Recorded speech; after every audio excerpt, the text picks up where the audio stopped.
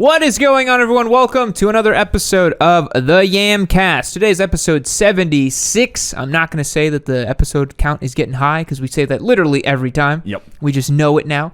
Today we are talking about a new Honda that may or may not be coming down the pipe. Some interesting news from the big red of the big four. We've got one of the most peculiar motorcycles we've ever seen also that we have to talk about. That this randomly came up and we're like, what the hell is that? Got to talk about it. And then, of course, we've got a little GP news. You guys will be watching this after the races have happened. We're recording this before the races are about to happen this weekend. We got a lot to discuss on GP. Yes. We'd love to get into it a little bit. We have the DM portion of the podcast. It's going to be a general Q&A today. Anything the Discord boys want to message us about or ask us questions about, we will field their questions. And then we have a trivia game once again, where we're going to try to see who knows more about bikes again and dole out a punishment. We don't know the punishment yet, right? We've got, I think we have some suggestions for punishments at the end of this. All right. Stick around. It's going to be a good one, folks. Let's get into it. Alrighty, Spike, lead us off. First bit of news, I believe, is from the Big Red, right? Yes, our first piece of news is the Honda Hawk 11 Cafe Racer. Kind of a Honda's take on the Super, what is it? Super Veloce. The Super Veloce from MV Agusta, yeah. So this is the only image that we have. They released a video with some, Hans Zimmer blah music going on in the background.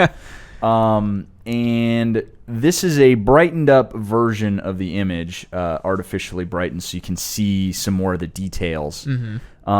And of these details, what we can see here is obviously Super Veloce style fairing or Speed Triple RS style fairing. Speed Triple Double R, yeah, something like that.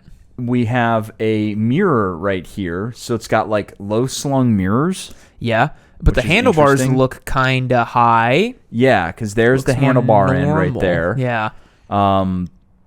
And other than that, all we can see is the tank shape a little bit. Yeah. Honda's been doing this lately where they're packaging their fairings like in this kind of futuristic and really tight way. The new NT 1100's kind of like that. Yep. Got a really kind of futuristic fairing going on with it. But the 11 from Hawk 11 calls out to the 1084cc P-twin, right? From the Rebel and the Africa and the NT. That's kind of turning into Honda's MT-07 engine, yeah? Yeah. They're just like, we're going to chuck it in everything. They're saying here that it's basically the only thing that they have right now is the 1100 engine in the Africa Twin. And it's just like, all right, let's see if they can slap it into another one. Yeah.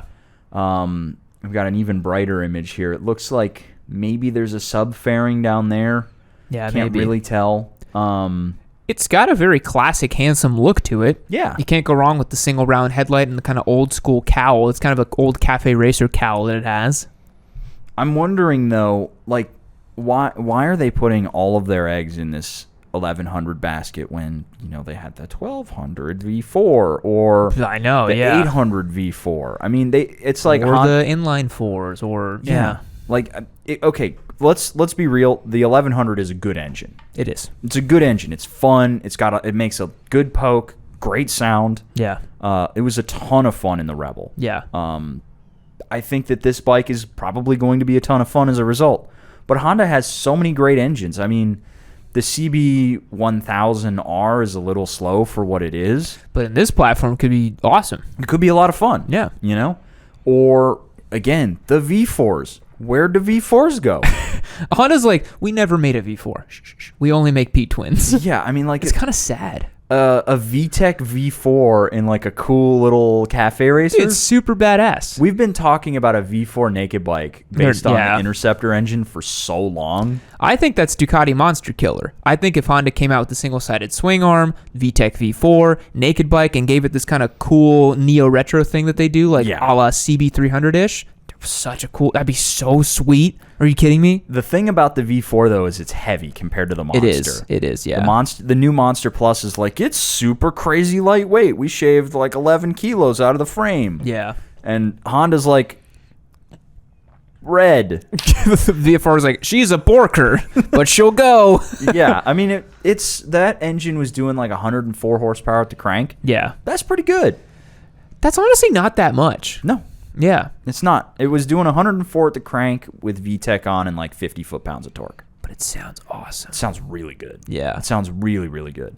And the VTEC is such a unique transition. It is. Yeah. Because it's you hear it and it's like bah, yeah. As it comes on, it's so loud. Yeah. That's very the one unique. thing I miss about that motorcycle. I don't miss much about the VFR.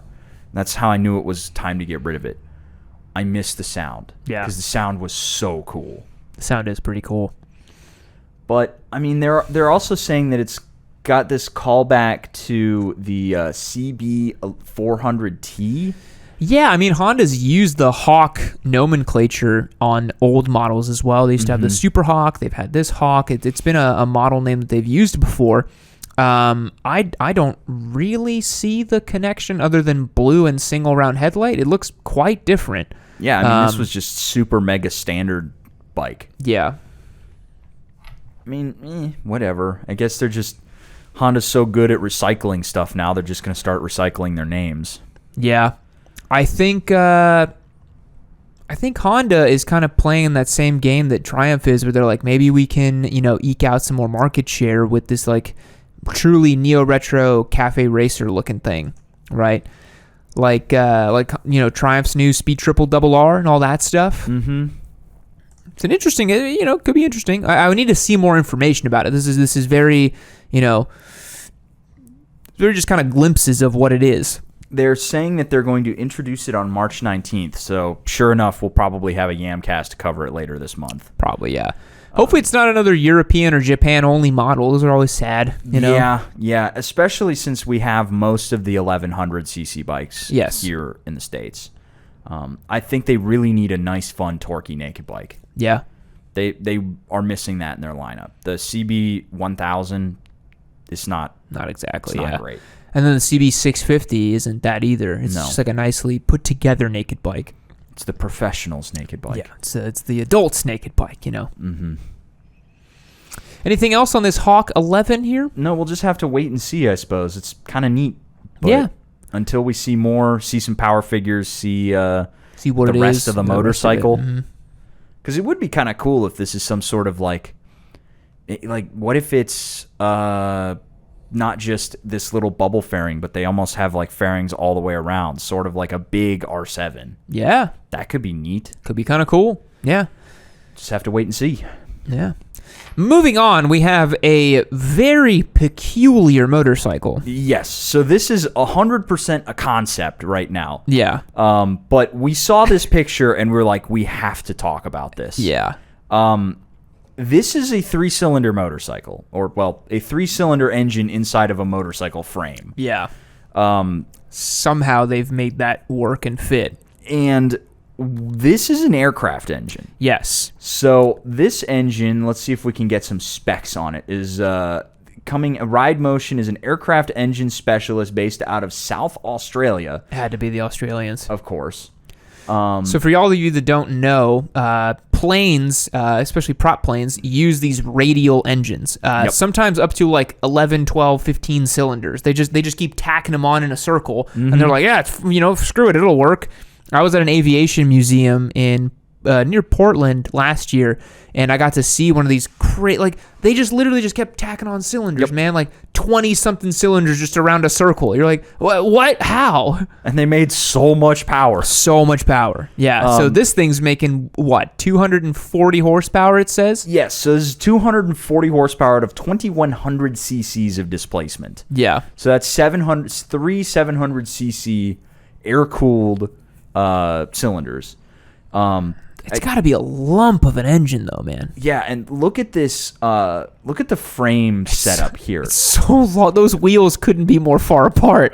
It's so long. Like, that's like MTT Superbike distance between them. Yeah, that wheelbase has to be like 140 inches or something. It's insane. I don't know how you would even, could you orient this any more carefully so that you don't have to have a wheelbase that's as long as a car? I know. Because at this point, it has to just be like a straight line drag bike, yeah? Mm-hmm. Like, it can't be anything else. And let's, just because we have this close-up image here, which is probably the thumbnail. So this is the frame right here, obviously, trellis frame with one exhaust port running through the frame. Yeah. So you have one exhaust port out there and then the two at the bottom. Yep. I wonder if it would go just like 3 into 1 and just like merge out towards the back of the bike. It must. It's like that pipe's going to have to go down, but they all kind of need to be of equal length so that they get the proper scavenging and stuff.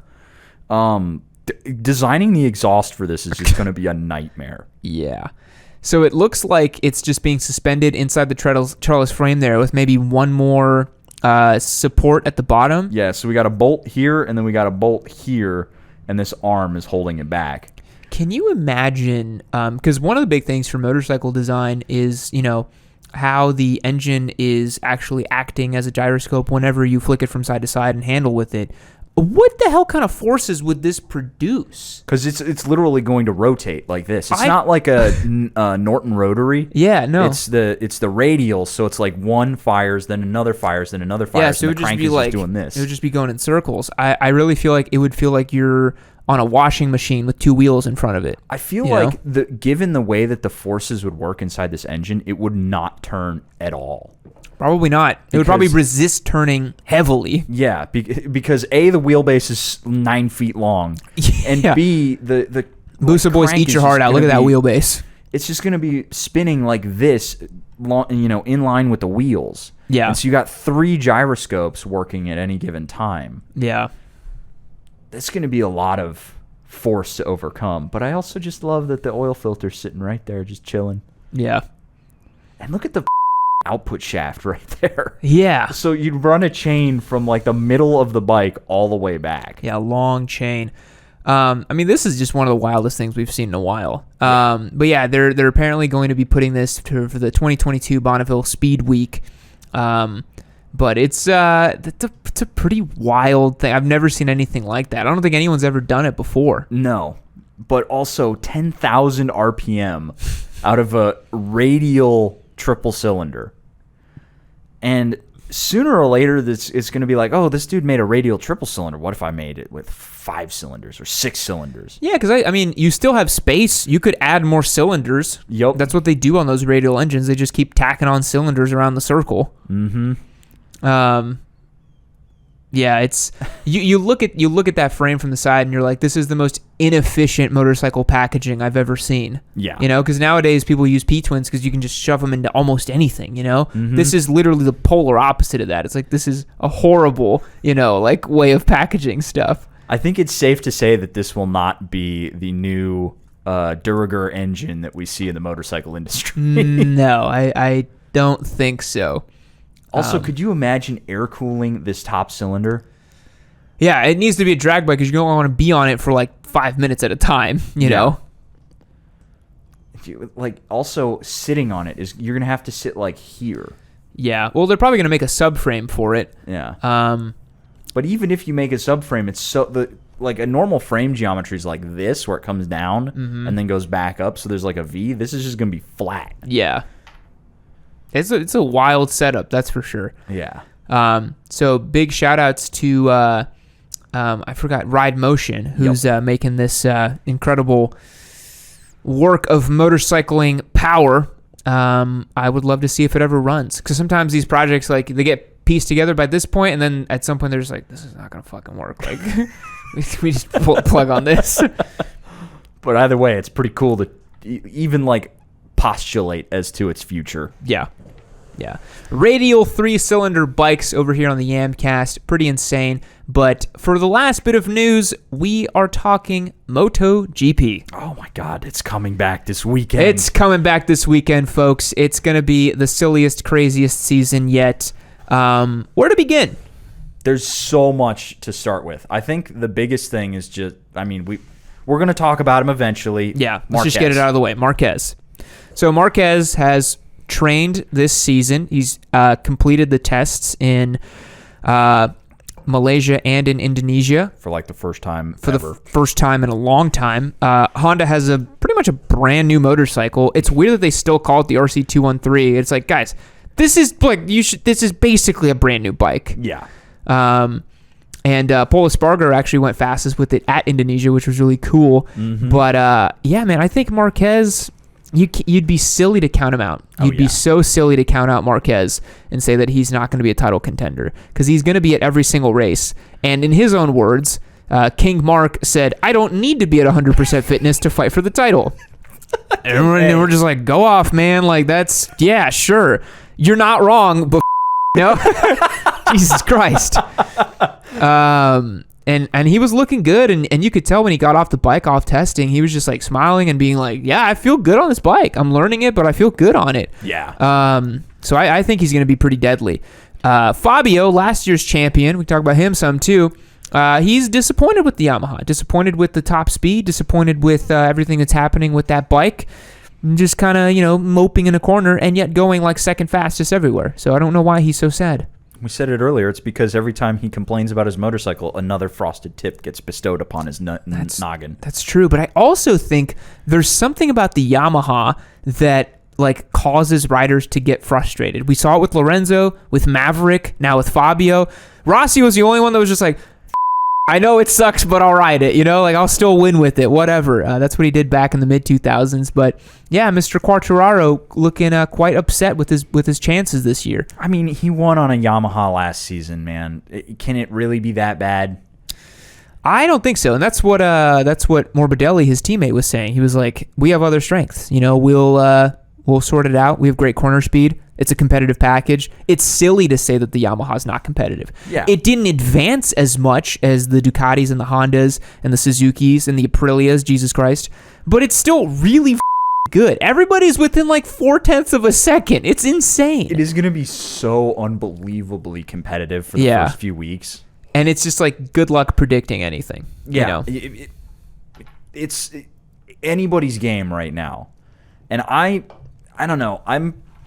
Just because we're here in Austin and we're going to see MotoGP and Austin is Marquez's track, I'm kind of a Mark fan. I think he's got some serious chops this season. But, I mean, the field is so close. And there's 8 Ducatis out there. Yeah, so that's the other big news is there are now 8 Ducatis on the grid. We might as well just hand over the Constructors' Champion to Ducati. Like, why does they have 8 bikes? Like, I'm pretty sure they'll probably just take it. But yeah, the man of the moment is Pecco Bagnaia, of course. Mm-hmm. He was on a tear last year, and it's funny because there's so many people that are just like, Pecco's gonna win. He's just got it. He's gonna win. That's it. Mm-hmm. But I really, with a grid that's this close, I don't think you can sit there and just say just because the guy from last season that was ahead is gonna win this season. No chance. Mm-mm. There's no way you can predict that. It was eye-opening, though. I think the reason people are saying that is because of Aragon. Yeah. When he threw down with Marquez for like 3 or 4 laps. Yeah. And it was just like, it was nail-biting to the end. And every single time Mark tried something, he had a counter. He was quite stoic in the face of Mark's assault. Yeah. Yeah, and he tried for 7 different passes, I think, and everyone he was like, nah, you're not. No, you're not getting by me. No. On Mark's track too. Like, Aragon is his. Coda's his circuit. Saxon Ring's his circuit. But Aragon, he literally has a turn named after him. Yeah. So it's like you really stuffed him on home ground. Yeah. No, Pecco's looking dangerous. I think.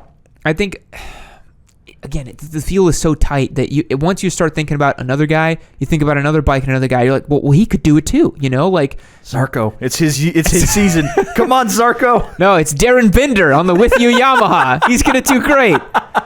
No, poor Darren is like 2 seconds off the pace. It's his first year in GP. He's got a lot to learn and to get grips with. And fucking Andrea Dovizioso is his teammate, which is the weirdest team ever. Like.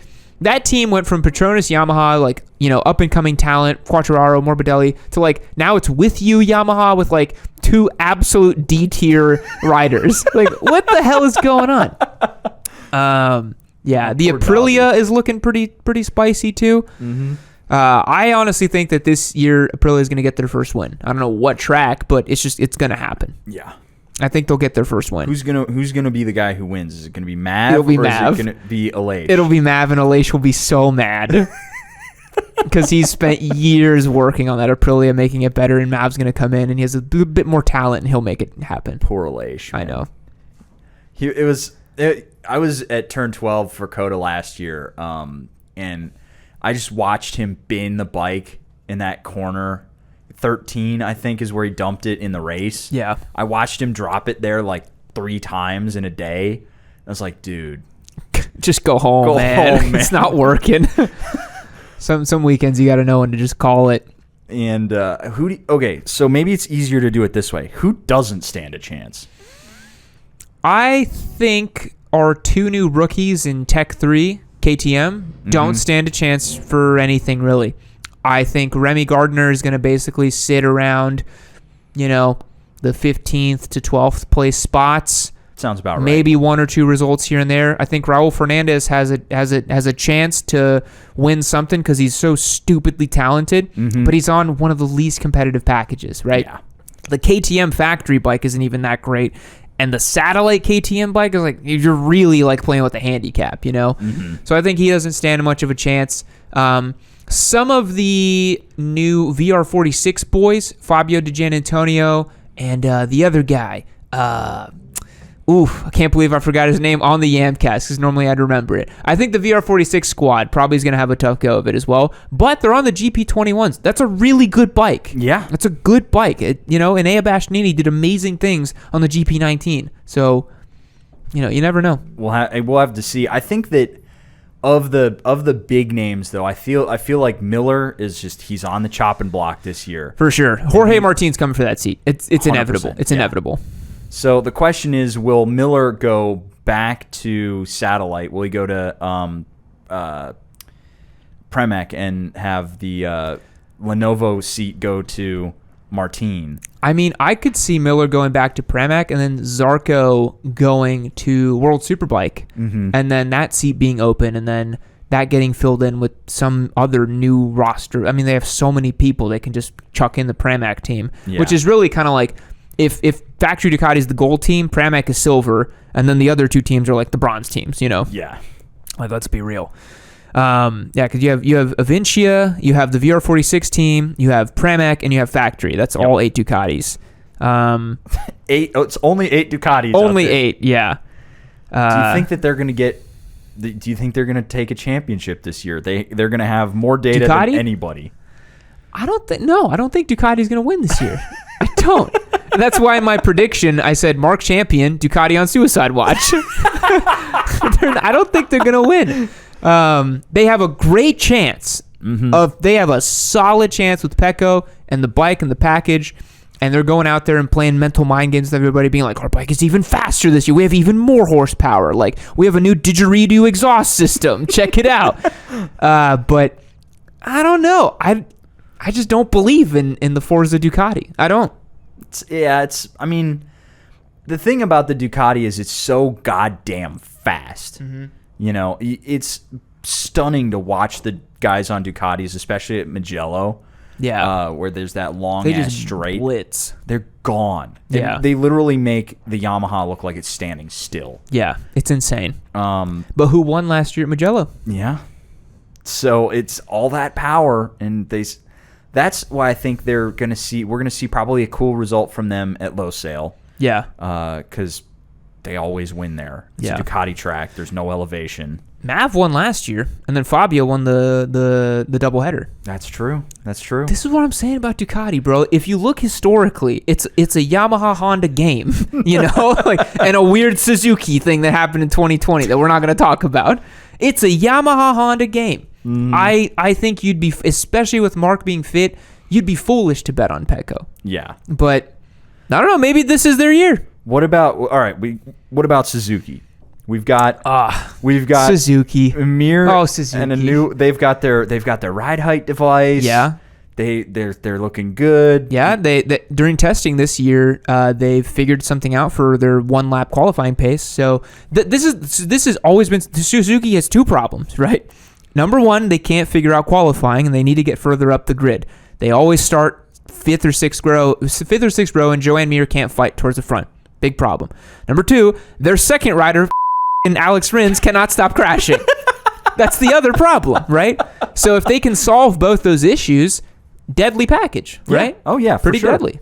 And it's always a bummer when you're watching Mir race, and he starts at like 10th or starts in 6th. Doesn't even make it to Q2. You know, you're just, Jesus Christ. But then you watch him race, and he's just cutting people up through the line. He's lethal. It's if he can get to the front row, it's going to be a problem. If he can even get to the second row, he's going to be an issue because he can cut up people no problem.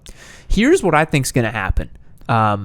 If we're going to do like crazy, silly season stuff with GP, I think Fabio's going to get upset at Yamaha because they didn't give another title. He's going to leave Yamaha. Mm-hmm. He's going to go... Oh, I was going to say he's going to go Honda, but I honestly think Joanne Mir might go Honda. Because I think Pole's time is it's counted days, you know? Like, he had a massive shock to the system last season. Yeah. Because that Honda, he was probably very quickly... realize that this is Marquez's bike, not yours. You're just riding it. You're second fiddle, but you're not nearly as good as Danny Pedrosa, so you kind of suck at being second fiddle too, so get your together. And he looks like he's gotten his together. But, you know, that for the last 8 years now, the second rider at Honda is merely Marquez's support. We know that, you know. So I think Fabio or Joanne Mir will go Honda. That leaves an open seat at Suzuki. I don't know who the goes to Suzuki. I think Fabio, the only place he could go would be Honda, honestly. He's not going to go Ducati because Ducati has no incentive. They have so much talent in their roster. Yeah, and he probably watched Rossi go Ducati and then was like, nope. Yeah, don't do that. Don't do that.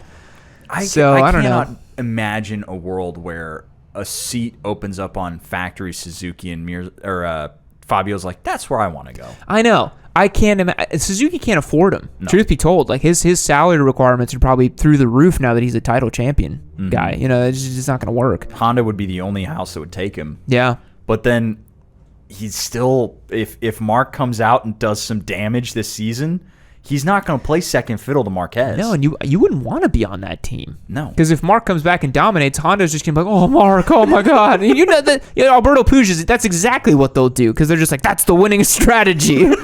Just put everything on this one guy. Bet it all on 93. Yeah. And then you have the absolute wonder kid, Pedro Acosta. He needs to go somewhere. And I honestly think he's going to have, like, because there's the case to be made where it's like, oh, he should spend like one more year in Moto2 after this and really get his chops together.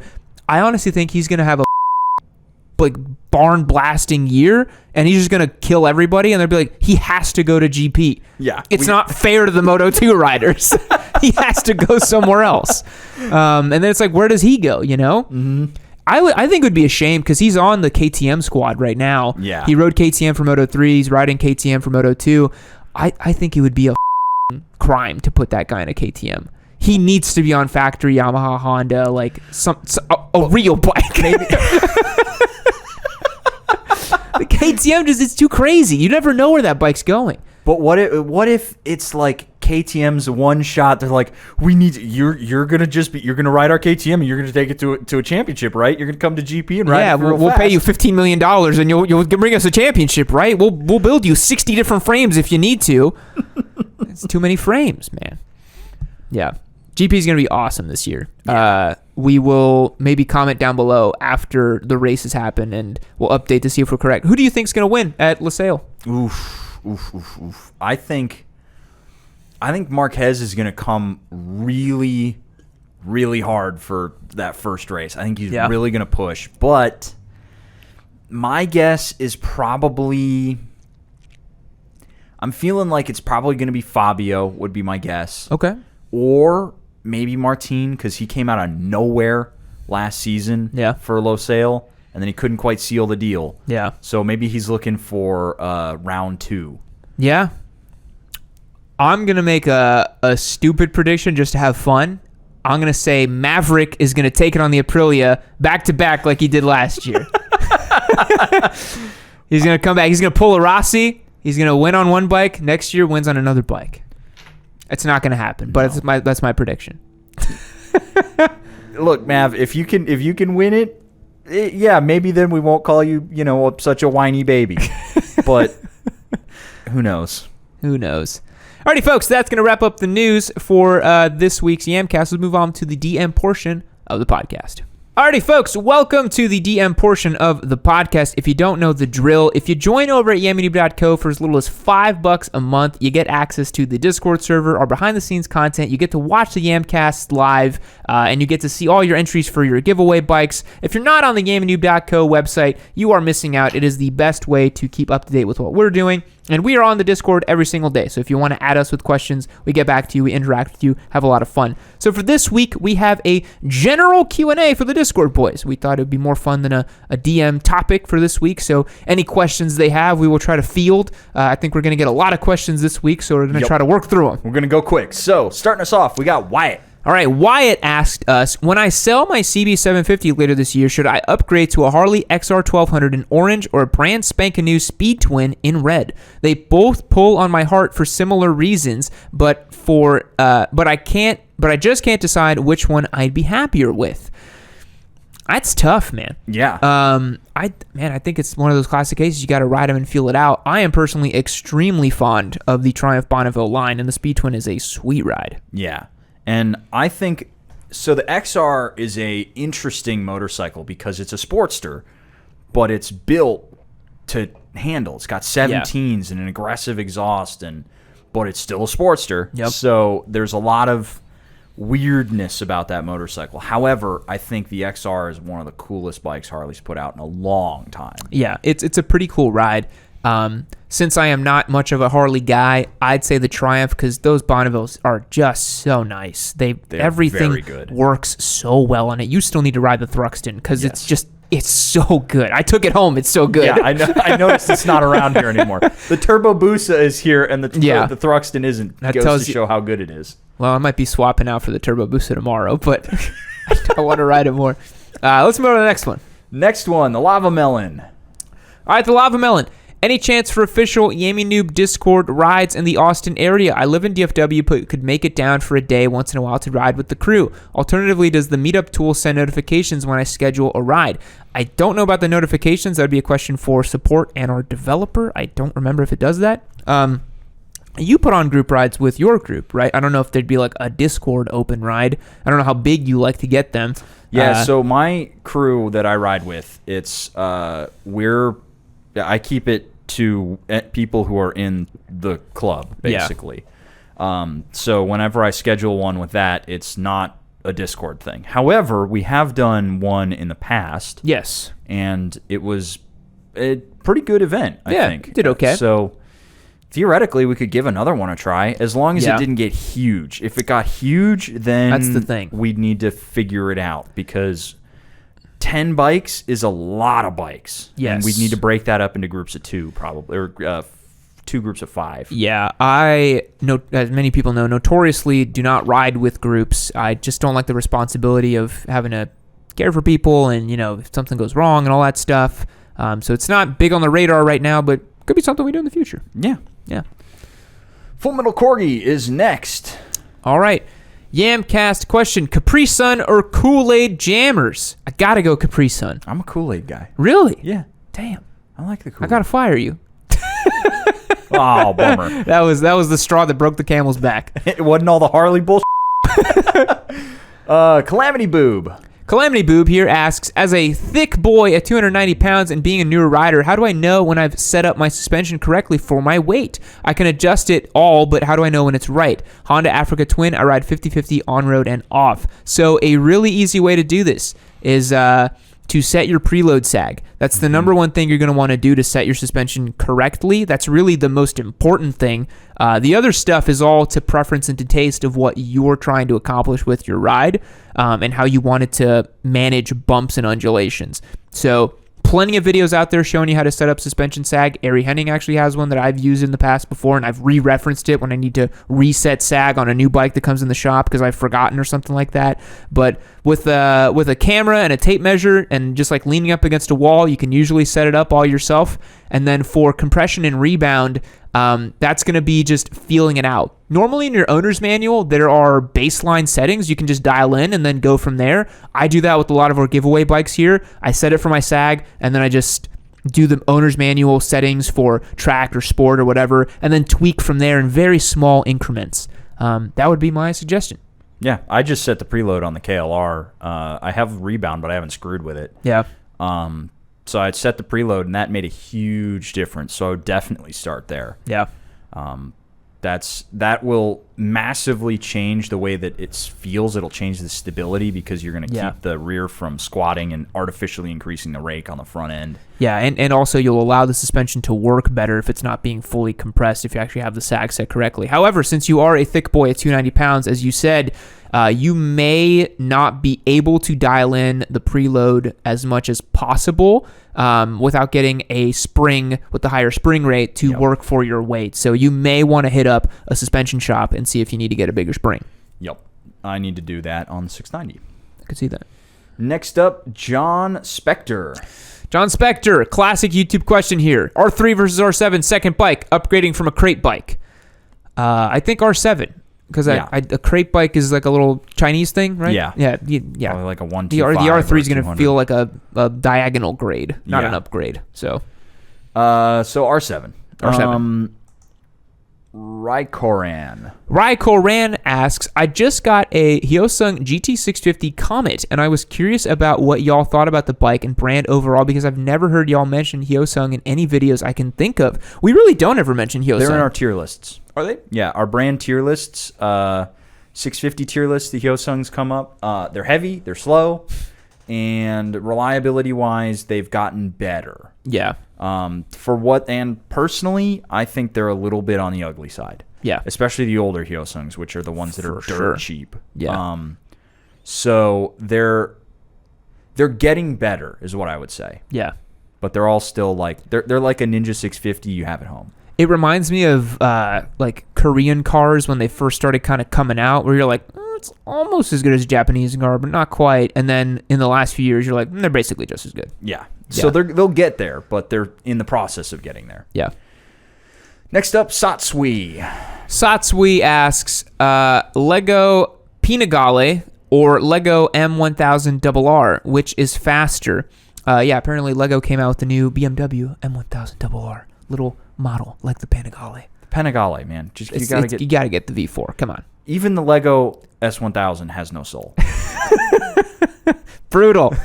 Next up, we've got Breadneck. Breadneck here. Hey, Spite, I just bought an FZ8 and I'm a little scared of the power, to be honest. I went from the little Honda to a real bike and I don't want to bin it once it gets warm. Any advice for getting used to the power? Also, what mods should I look at first? Well, it's directed to you, so there you go.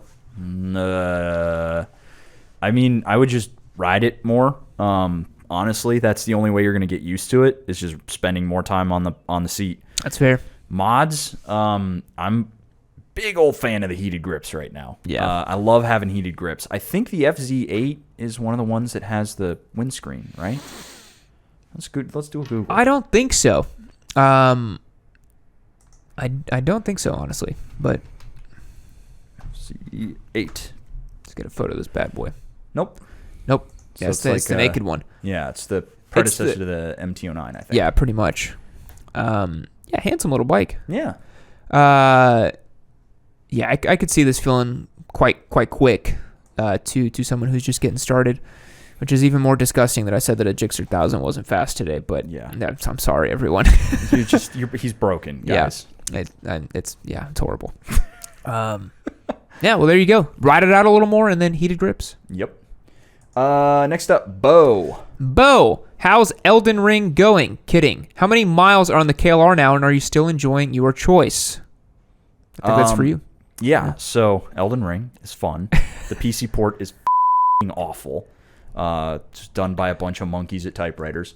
KLR has 480 miles on it.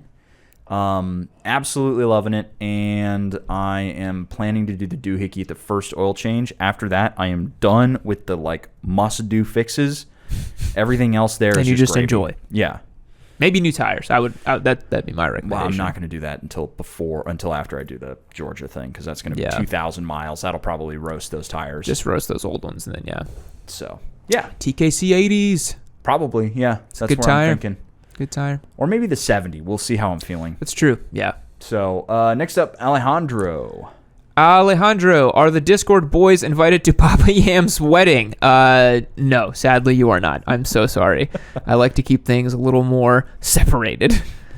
Next up, Honaha Yamada. Honaha Yamada says, I got a couple for you. What's y'all's mic and audio editor setup like?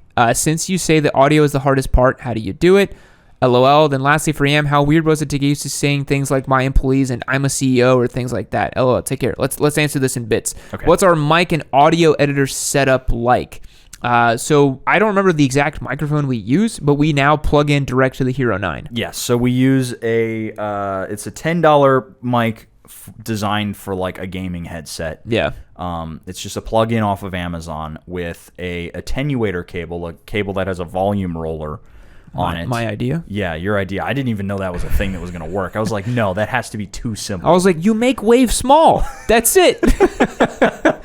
And then we run the audio off the Hero 9 into a 10-band graphic equalizer with a hard limiter on it. And roll then we off the low end. roll the low end off, and then a little bit of a boost right around like 100 to 120 hertz, and then a top end boost. Yeah. With a bit of a scoop in the mids. Yep. And that does a good job for our audio. Yeah. So since you say audio is the hardest part, how do you do it? That's what we do. The big thing about microphones is placement in the helmet too. We still run into audio issues every once in a while. We're having a weird thing where like we're getting a weird like buzzing sound, and we think it's from the Cardo because the mic is on one side. There's always something with like production on GoPro stuff. It's insane.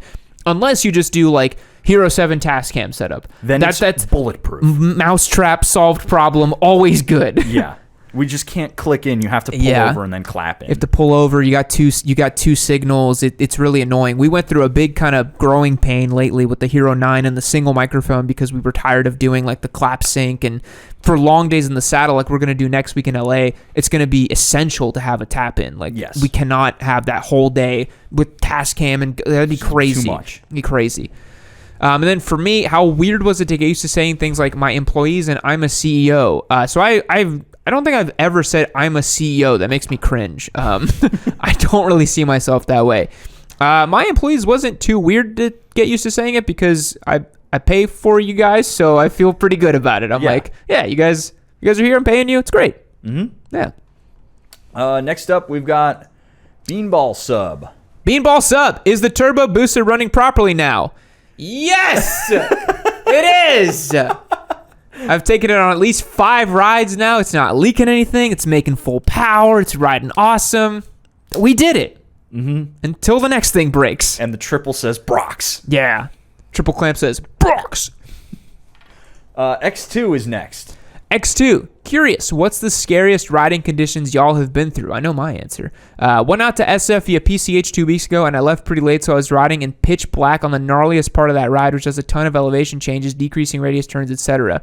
P.S. I will hit y'all up after the Yamcast to suggest roads near me. Nice. What was your scariest riding condition you've been through? So when I was first starting out, I rode up to Dallas on the Harley on my... I think it was on the street rod at that point. Mm-hmm. And I did a day ride up to Dallas and back, and I got stuck in what I can only describe as a waterfall that was like 15 miles wide. Wow. I couldn't see more than like 15 or 20 feet ahead of me because my helmet would just get like covered and fogged and stuff. And there were multiple times where I hit puddles on the side of the road where I was just like, oh, I'm not on the ground anymore. And I was like, okay, I just have to pull over and sit under a bridge and wait. Yeah. And the part is, I was like, I have to do what I'm here to do, but I see those clouds. So before I hit it, I went into a like convenience store and I bought garbage bags to put all my so that it wouldn't get ruined. That's totally fair. My scariest riding conditions for me was my second full day when I was riding in Mexico. Mm-hmm. It was like an 11-hour ride that we did. I was so tired. I had come off the bike in a pretty nasty way and smashed up my toe and my foot. To this day, my right toe points the wrong direction from my left one. It's fine, but it's just weird. And so on the ride back, It was cold. I didn't have enough gas to make it back, basically. I was tired. I was injured. It was really one of those just like, grin it and bear it and make it through this. You have to make it back, you know? I took the rest of the day entirely off. I stayed in bed the whole day the next day. Yeah. It was insane. That was pretty scary. I did not know if I was going to make it. That's brutal. Yeah. On that note, PDX Moto Guy with a long one. All right, PDX Moto Guy. I've already got my 3 beginner track passes for PIR, Portland International Raceway. I'm super stoked to get some track time this summer. There's supposed to be like 18 expert instructors for each event. That's a lot of instructors. I'm going to hog up as much of their time as possible. I'm actually thinking of going to Texas this summer to visit some buddies and do some riding. I'm seriously consider moving over to your neck of the woods because the Texas riding season is much longer than Portland. What track days in Texas should I look into, and what would you consider spending a little time on track? And would you consider spending a little time on track with me, Yam? You're my greatest inspiration. It would be a dream come true for me. Super stoked for MotoGP. I'd be stoked on a Discord ride as well. If it wasn't too huge, of course, I'm with you. I don't want to ride too many squids. Well, thank you for saying that I'm your greatest inspiration. That's really nice. I would be happy to spend some time on track with you if you can make it out this way. Tracks you should look at in Texas. I am obviously a big fan of Eagles Canyon Raceway. I think it's one of the best tracks in Texas. It's very well kept. You can go through Sport Bike Rider Coach over there and get yourself hooked up with for a day. You can also, if once you live here, become a member out there. I think that's the best way to do it. We obviously have COTA.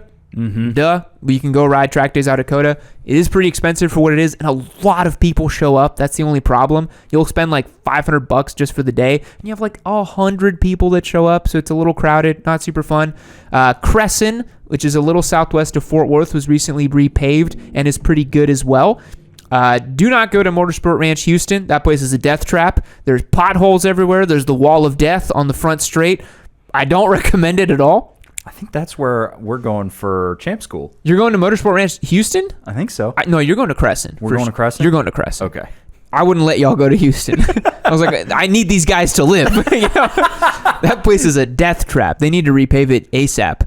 And then you also have Harris Hill Raceway south here of Austin. It's like a members only, really small grassroots track that I'd rate like a 6 or a 5 out of 10.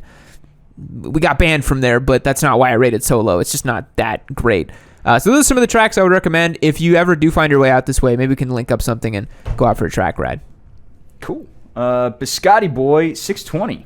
Biscotti Boy 620. I'm a brand new rider. What are the best tips to work on my cornering? Most of the roads around me are sweepers, but whenever I have to make a turn down a different street that is a tighter corner, I keep exiting wider than I want.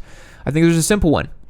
Look where you want to go. Yes. Just look through if you just look a little further into the corner, you will probably end up going there and not going wide. You're probably used to taking those sweepers and you're not looking where you actually needed to go. Yes. That'd be my recommendation. Yeah. You, the way that I was taught about it is look to the vanishing point. Yep. Where the corner turn, like the road disappears behind the rest of the corner. Mm-hmm. If you're looking there, that's where you want to be, like, because that's over there.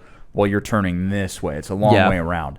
And that way you can also see if it's getting tighter and you need to slow down, or whether it's getting wider and you can add a little bit of power. Yeah. Yeah, look to that vanishing point, look through, and should help you out. Next up, Zero Cool with an R7. Zero Cool with an R7 says, what's a good way to clean your wheels and chain? Is rust a death sentence for my chain? A good way to clean your wheels and chain? I actually don't really give a cleaning my wheels. I gotta say, I hardly ever clean them. Like when I wash my bike, I'll kind of like rub them down a little bit. I don't really worry about it that much. The rear wheel's a lost cause. It absolutely is. The rear wheel's always a lost cause because the chain is just gonna throw at it all the time. Yeah, it's never clean. So. But in terms of cleaning the chain, you know, get it up on a rear stand, spray it down with some cleaner, use your favorite brush, and wipe it with a rag. It's very simple. Yeah. Is rust a death sentence for my chain? Not necessarily. You need to check if the rollers and the chain actually still has good movement. If you're seeing like the chain all kind of kinked up and looking weird, you should probably get a new chain. Yeah. But rust, it's not exactly a death sentence for the chain. You don't love to see it, but you just got to check to see if the chain can move. What do you think? The only thing that I'll add to that is never, ever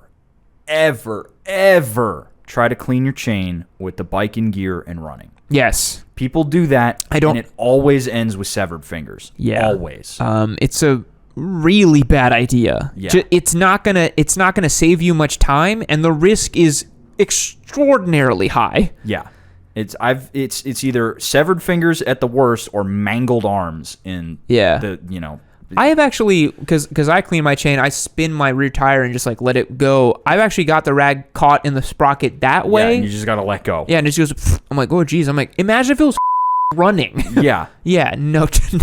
And then you have like a whatever horsepower engine pulling the chain. Yeah. No. Even a Rebel 250 will mangle your fingers. Yeah. Yeah. MCP 11. MCP 11. I have a very purple MT-07, and I want to get an MT-10 as the next bike. How big of a difference will it be? Also, for the MT-07 for 4 months, and the bike before that was a 200cc Chinese bike. You are not prepared for what an MT-10 can do. Nope. It's a fast bike. Fast. Oh my God, they're awesome though. Yeah, they're a lot of fun. Really fun, awesome bike. But yeah, that's a rocket ship. Also, being on the MT-07 for only 4 months and thinking MT-10 already. Yeah, I'd stay on that MT-07 for at least a year, man. Even like at least a year. Get your saddle in there, get some time in there. You don't have to rush out for an MT-10 just yet. That's a big boy bike. That's some serious. That could theoretically be the last bike you ever buy because it's just that good and God damn, it's fast. It's very fast. But the sound though. The sound is amazing. Go for Joe is next. Go for Joe. My daughter finally got her first bike. What do you guys think? Is she insulting me by going BMW? Look how cute it is. It's so small. Yeah. It's like a little S1000 with the... Oh, no, it's a K... K1000. It's a K1200 or S or something. I don't know. Huh. I know they licensed those out. That's awesome. Bike. That's great. Very cute. Next up, I Am Log. I Am Log. How broken would your bike have to be for you to not bother fixing it? For reference, I blew up the transmission on my TTR 125 and just got rid of it because the cost of fixing it would not be worth it. It depends on the bike for me. Some bikes have sentimental value. Other bikes I don't give a shit about. Like my race bike lives on borrowed time. I'm like, if it blows up, it blows up. I'm not going to feel any type of way about it. I'll probably be a little sad because I've spent a lot of time with that bike, but it's not worth much money at all, so I probably wouldn't fix it. Didn't you say it's going on year number 3? Yeah, in April of this year, I'll have had it for 3 years. Damn. And it's still going strong. I can't believe it. So much abuse. I've crashed it 4 times, and it's done well over 80 track days and raced. And the sounds it makes when you turn it on are horrific. But it still goes. Makes all the power it always made. It works great.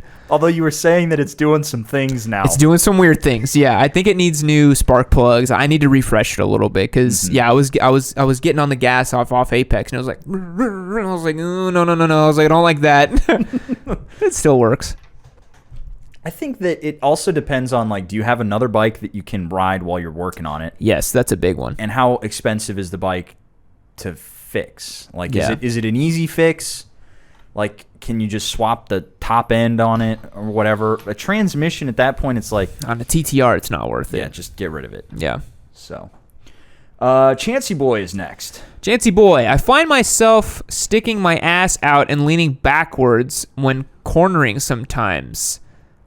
I feel like an idiot afterwards, but it feels right in the moment. This is more of a confession than an answer, so did either of you do something like this? Sticking my ass out and leaning backwards. I think he just wants us to do this maneuver. So what? You're like he's putting sticking his ass out?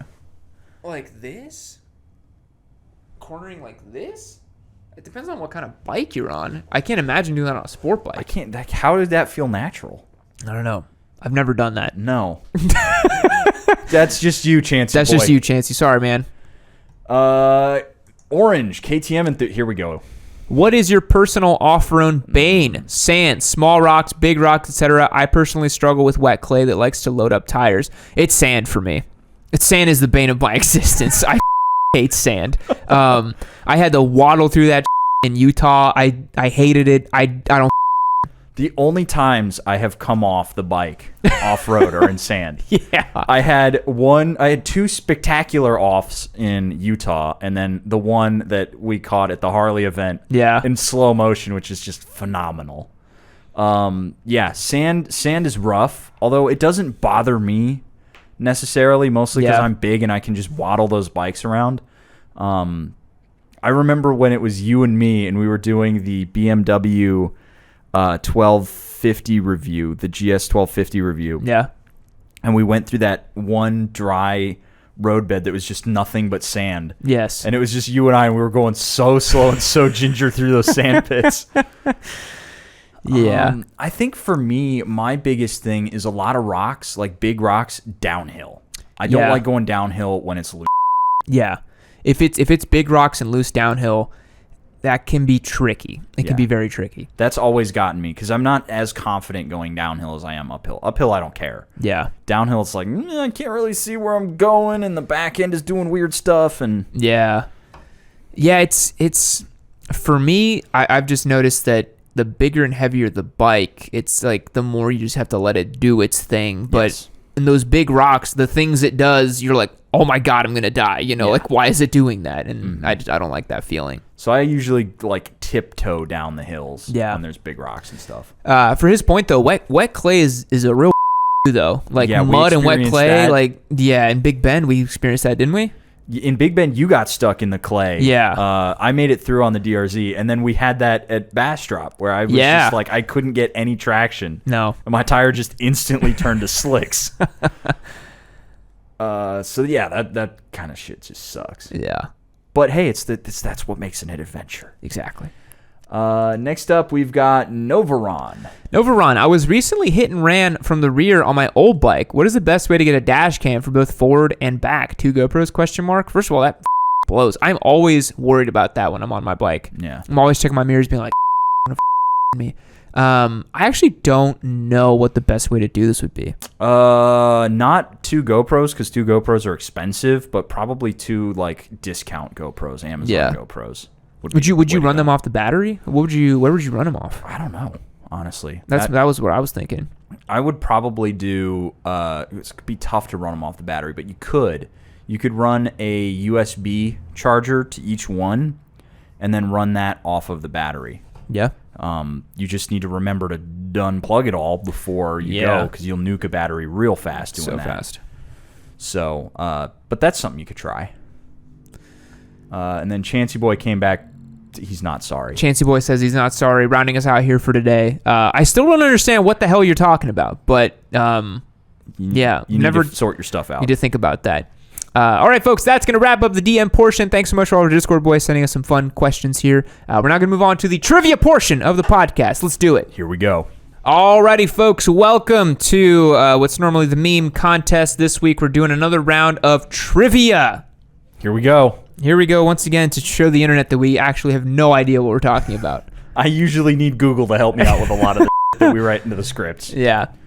So we don't know what the suggested punishments are for whoever's going to lose. We're going to keep tally of the score, though, and we're going to do our best. So, yeah. Here we go. We're starting us off with Dr. Zero's question. What does KTM stand for? What does KTM stand for? You don't need to know the actual German words, just the general meaning. Keep the manual. I've always said it's keep the manual, yeah. I have no idea what KTM stands for. Me neither. I have no clue. K, automobile. T, founder's last name. M, the town in Austria where it's founded/headquartered. Yeah, I was never going to get that. No. I still say keep the manual, Keep the manual, baby.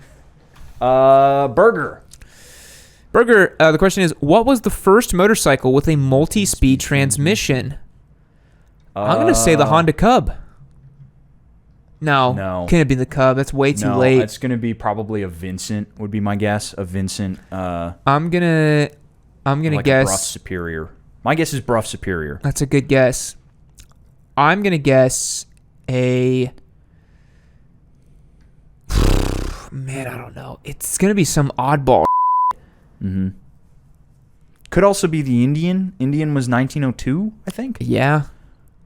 I'm going to say the Indian. I'm going to say the Indian Scout. It would have been the Chief, I think. I'm going to say an Indian motorcycle. Yeah, and I think Bruff. Harley Davidson? No way. Wow.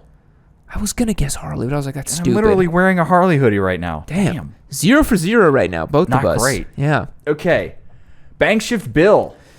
The gentleman's agreement between Kawasaki, Suzuki, and BMW to not produce bikes that could go faster than 186 miles per hour was broken in 2007 by what bike? Ducati 1098, I think. No, it wouldn't have been the 1098, but it was a European bike.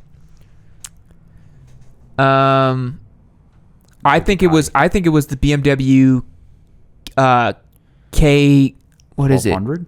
No, 1600. That's the big one. That's like the Goldwing bike, I think right? it's the 1200. The 1200 was an inline four that was fast as. Yeah, I'm gonna say the BMW K 1200. That's my guess. I think it was a Ducati. You're gonna say Ducati 1098? Yeah, one of the Ducati super bikes. I think that was the mega fast one. Oh, MV. Oh, goddamn. MV Agusta F4312. We are not. We're not doing We great don't know tonight. anything. Oh, you know what? This the Donut Media Boys talked about this in their video that motorcycles need to chill out. Did they? Yeah, I remember that now. What models did Honda put VTEC on their bikes? Or how many models did Honda make with VTEC? VFR, Yeah. Super 4. Technically, the Interceptor and the VFR 1200 are different motorcycles. Yeah. So that would be at least 3. You think 3? But I think there was one more that I'm not remembering. So I think it was 4. You say 4? Yeah. I'm gonna say 6. 6? I think 6 models. 2. 2. Fucking hell. The VFR 800 and the CB 400 SF. So I got the VF. Well, that does. I don't think the big one has VTEC. The big one doesn't have VTEC? No, I don't think it does. I thought some random touring bike might have VTEC too. That's why I was like, oh, it's gonna be 6. Should have gone with 2 because I knew it was the VFR and the CB 400 SF. Yeah, you got that, but you guessed 4, so Yeah. we're both wrong. Okay. Next up, Jesus Christ. Okay. manufacturers are in the top 3 FIM World Superbike titles. Okay, hold on. Which manufacturers are in the top 3 FIM World Superbike for titles 1? Ducati. I think it's Yamaha. no, not. Well, I'm not going to give anything away, but I don't think it's Yamaha. Ducati.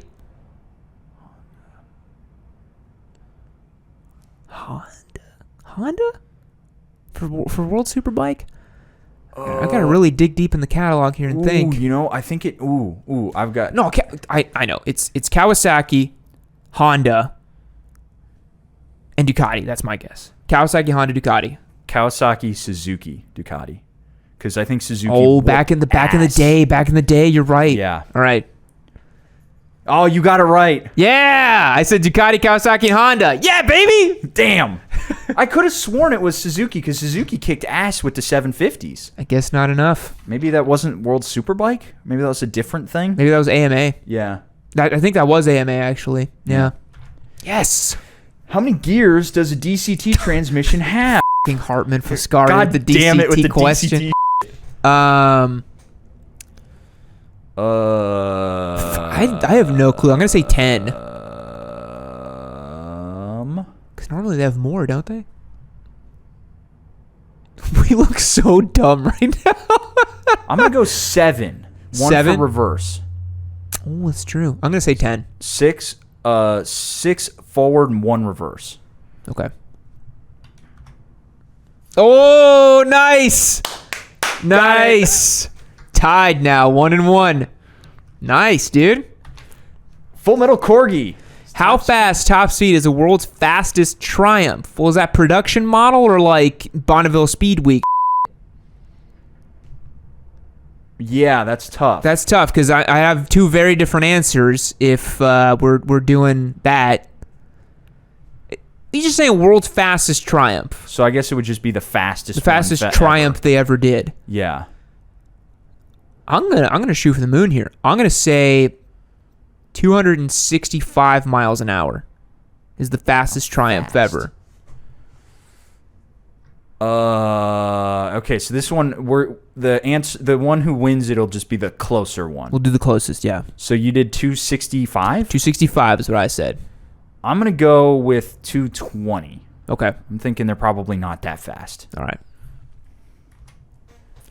The Streamliner has become the world's fastest ever Triumph by achieving a speed of 274 miles per hour at the Bonneville Salt Flats, powered by 2 turbocharged Rocket 3 engines, producing a 1,000 brake horsepower. Turbo Busa, eat your heart out. God, oh my God. Damn. At 9,000 RPM, the rocket stops at like 5. Yeah, 2 turbo Rocket 3 engines. That's incredible. Yeah, 274. I was closer. You so were close. That's a point for me. That's 2. It's the largest Engine in today's production motorcycles is the Rocket 3. It's 2500 cc inline triple Rocket 3 engine. That's the largest engine in today's production motorcycle. That's my guess.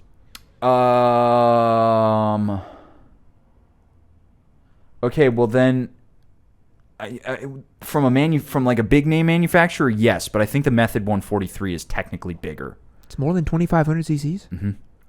I think the 143 is a bigger engine than that. I'm not 100% sure. That's your guess. Let's see. But that is Arch a production motorcycle company? That's up to you. Because if it's not, it's 100% the Rocket. So I think in terms of production, I'm going to go with Rocket 3 as well because it's huge. Yeah.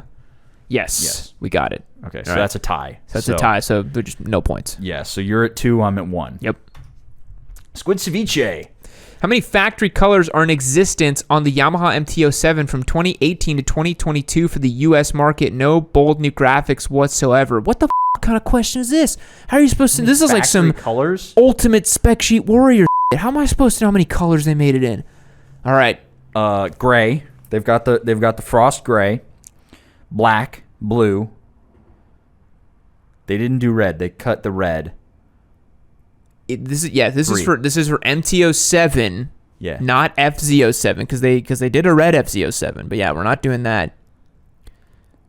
How many are in existence on the factory Yamaha? I think 3. No bold new graphics whatsoever. So does that mean like we're not counting special liveries and stuff? I guess. But I don't think they did. They only do the special liveries for the fully faired bikes. They don't do it for the naked bikes. I think they did it for the XSRs. They had the that doesn't count for an MT-07. It's a different bike. I'm gonna say 3. You're gonna say 3? Black, gray, or black, blue, and the gray, the frost gray. Black, blue, and gray. They don't do white. I mean, yeah, that's my guess too. I think 3. Yeah. What the f? Matte gray, Team Yamaha blue, Intensity white, Ice fluo, Matte raven black, Breaker cyan, Storm fluo, and Cyan storm. There's like 8 colors on here. The f? The fluo ice is gray. The fluo ice is gray. It's just 100% that. Maybe it came with different colored wheels. Because didn't they do a gray with yellow wheels and then red wheels? Right? Maybe, yeah. I'm pretty sure they did. Because they had the acid one with like the yellow wheels with the gray. And then they did the gray with the red. That was the fluo ice. Yeah. Okay. Yeah. Well, we totally got that wrong. China Shite Bike Boy. Last American rider to win a MotoGP championship. Bonus point if you can guess the year. I know it, so I'm not going to say it. Last American. I should know this. I'll let you guess it first because I 100% know the answer. I think you're going to get the point here. And I got the year too, so I'm going to get 2 points. Well, I don't know the year, so there's no point. Question is... Last American rider to win a MotoGP championship. Bonus point on the year. Yeah.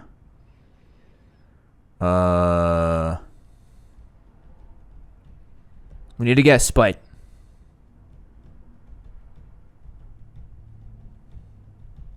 Was it Stoner? Or is he Australian? I can't say anything because I 100% know the answer. I don't remember. Go. You don't remember? All right. Nicky Hayden, 2006. Hayden. Yeah, it's Hayden. I get Hayden and Stoner mixed up. Boom. Yep. Check it. I know it. Yeah. Yep. 2 points. Yep. All right, so this one's over already. God damn it. Which motorcycle company was the first to develop and use a motorcycle-specific wind tunnel? I'm going to say Ducati because I think all their aero advancements from GP. That's my guess. Fuck, I'd go BMW. Oh, that's true, too. Could have been way back in the day. Yeah. I didn't think. Okay, I'm saying Ducati. BMW. Moto Guzzi in 1954? Crazy. Huh. Okay. Jesus. I could have sworn it would have been the Germans. I thought so, too. 2022 Moto season kicks off with a weekend in Qatar. There are 5 rookie riders joining the circuit this year. How many of them can you name? I can name all of them. Yeah, so game over here. You're going to win because I can't name them all. Can you name any of them? Not off the top of my head, no. Okay. Remy Gardner, Raul Fernandez, Marco Bezzecchi, Fabio Di Giannantonio, and Darren Binder. There you go. Oof. The GP knowledge is strong. It's another point for me. 5. Thank you. He literally just mainlines GP, guys. That's I all really he does. do. When I told you, I was like, I've been scraping the bottom of the barrel for content. I am ready for GP. Yep. Tiebreaker question. We don't need a tiebreaker Bonus here. But we can still ask it. 2022 will be the longest MotoGP season with more races than ever before. How many circuit/races are on the schedule for 2022? Closest to the correct amount wins. I believe there are 21 races on the calendar this year. That's what I was going to say, and they definitely have at least 3 holdover tracks. Yeah. That they can slot in. So I think it's 21. I think it's like 21. Yeah. So many races. It's going to be great. I'm excited. 21. 21. Yep. Nice. So, we got another question more here. Okay. At what age is it no longer required to wear a helmet while riding in the state of Texas, a motorcycle helmet? Probably a 16. 16 or 17. Yeah, I'm going to say 17. I'm going to go 16. 21. 21. But always wear a helmet. Yes. Yep. Always wear a helmet. Crazy. Since the displacement isn't marked on the side of the tank, what is the easiest way to tell the difference between the Yamaha V-Star 650 and the 1100? Some of these questions are crazy. I'm going to say the easiest way to tell the difference is the... I'm going to say that on the side of the engine, on the case, one case is black and one case is silver. That's my thing. I don't know. I'm pretty sure they both have 2 into 2 exhausts. I'm just trying to think of ways. To put them in my head because I see them all the time when I do lists and shit. They're both dad bikes. They're both chromed out dad bikes. I think it's the tail section. I think the 1100 has a different tail than the 650. I think the 650 is like super classic, and the 1100 is, or no, the 1100 would be the super classic one, and the 650 is kind of like the Shadow, where it's got that kind of long pointy tail end on it. Single disc front brake. Single disc. Okay, that's a good way to tell too. Yeah. Yeah. Well, we didn't know that. Nope. Punishments. Uh-oh. Punishments. All right. So I think we determined that. You won with all the GP questions. I did win. Hey. Losers should have to ride and review a DCT motorcycle. Make sure you reset DCT before you ride it. That could actually be good if we could find one. If we can find one. They're hard to find. Loser takes their significant other on a date using the CRF 300 and reports on the experience next Yamcast. Not bad. Give your personal motorcycle, the one you use or love most, for rent on Twisted Road for a week and rent it for a ridiculous price like $20 a day for Spite's brand new spanking KLR 650 or Yams Husky FE501. That's not happening. No chance. Loser has to take a photo with the Turbo Busa wearing a Predator helmet and post to the Yamanu Instagram. That's pretty good. We need to get a Predator. We should just have a Predator helmet. We should just have one, yeah. I'm not going to wear it very often because they're not safe, but we should have one. Ride Red Bleed Blue, taking the Gixxer 250 to a bike night, and then Alamer headlights. Yeah, and it's Loser has to ride and review, if possible, a bike from the NC 700 line. These are good punishments. I think the Predator helmet one is going to be the easiest to do, but we got to do more with the Predator helmet. We do, yeah. To make that, because we'd like to do that. It'd be cool if we could do it somehow in a video. Yeah. Like, how about this? For the Predator helmet one, we can do a video about why you don't want like the goofy helmets. Yes, we could make a video about that, and then that could be your Turbo Hayabusa first ride as well. Yeah, you wear the Predator helmet and ride it. Yeah, I think that's the one to go with. Horrifying. Yeah, the little like things are gonna hit me in the back. I'm probably just the wind noise. Can you imagine the wind noise? Off. I think that's the one to go with. That's the way to go. And we'll make sure you don't ride it for very long because I really don't want you on that bike in such a helmet. Yeah, like you need a real helmet. Yeah. Okay. I think that's the way to go. Yeah. We just got to find and buy a Predator helmet. Probably pretty easy. And then we'll just have a Predator helmet around to bust out for jokes. Which is perfect. Yeah. Thank you for submitting a GP specific question, guys. Came in clutch for me. I really appreciate it. Right down his fairway. God damn it. Yeah, y'all need next time we do trivia night, give Spite some Harley questions, and we had a Harley question. I bombed it. We both did. No, maybe some Harley specific questions, like what happened during the AMF years or something like that. And I'm like, I don't fucking know. Some bowling ball company bought Harley. Like That's basically the long and the short of it. It was a bad mistake. We don't talk about it. Thanks so much for tuning into the Yamcast, folks. We hope you've enjoyed it. Remember, join over on yaminoob.co. It's a ton of fun. You can join up on the Yamcast live and send us these questions and hang out with us. If you've made it to the end of the Yamcast, you will definitely enjoy being on there. 100%. We'll catch you on the next one. See you later. Well, look at you. You've made it to the end of another Yami Noob video. You should consider yourself pretty lucky because I have curated this one right over here for you to continue watching. It's probably just as good as the one you just saw. Unless you hated the one you just saw. I don't know, maybe leave me a comment down below about how much you hated it as well too. Or just keep watching this one. Make sure you keep watching Yami Noob. Don't forget to keep watching Yami Noob. That's the most important thing. Keep watching Yami Noob.